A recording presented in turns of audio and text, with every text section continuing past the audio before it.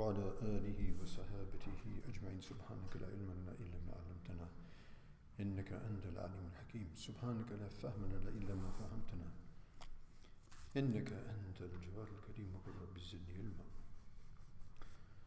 قال الإمام النووي رحمه الله تبارك وتعالى ونفعنا بعلومه في الدارين.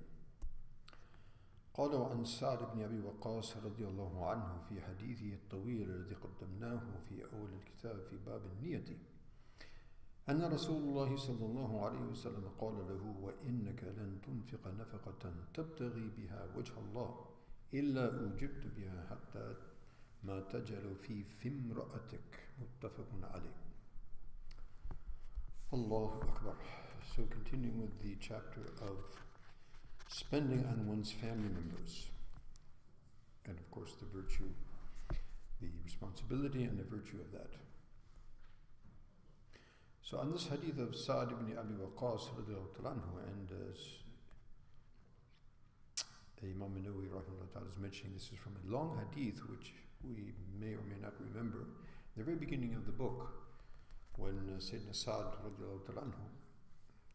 at the time of Hajjat al-Wida, he became very ill, and to the point where he thought that perhaps this is going to be my last chapter. However, it wasn't the last chapter. He had many glorious chapters later on in the Khilafat of Sayyidina Abu Bakr, and specifically more prolifically in the Khilafat of Sayyidina Umar radiallahu anhu. In any case, so he asks Rasulullah, I am in the state that you see, and so I have plenty of wealth and I have only a daughter.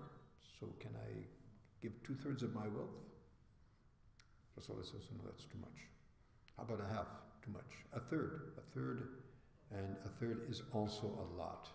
And then he mentions this part of the hadith, وَإِنَّكَ لَمْ تُنْفِقْ, because verily you will not spend any expenditure, any responsibility. Nafqa is the expenditure, for the sustenance and the upkeep of your family. تَبْتَغِي بِهَا وَجْهَ اللَّهِ, and this is the condition that we mentioned several times. And you are seeking therein the countenance of Allah subhanahu wa ta'ala. You are seeking the pleasure of Allah subhanahu wa ta'ala. Literally, you are seeking the face of Allah subhanahu wa ta'ala. You are seeking His pleasure. And when you please Allah, then He will look upon you with pleasure, with acceptance. And so you would never spend such an expenditure on your family, hoping for the pleasure of Allah and seeking the pleasure of Allah subhanahu wa ta'ala, except that you would be rewarded for that. إِلَّا أُجِرْتَ بِهَا. You'll be rewarded for that nafaqah, for that expenditure.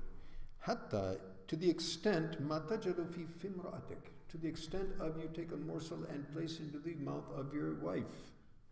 That will be an act of sadaqah. Actually, that is multiple sadaqahs, because you are giving something which is a tangible, and also you are, in the way that you're giving, in such a beautiful, and loving relationship, and hoping for the pleasure of Allah subhanahu wa ta'ala. So even in that which, fits and is connected with our desires as human beings, it is also, with proper intention, this all becomes righteous action and acts of worship and obedience to Allah subhanahu wa ta'ala.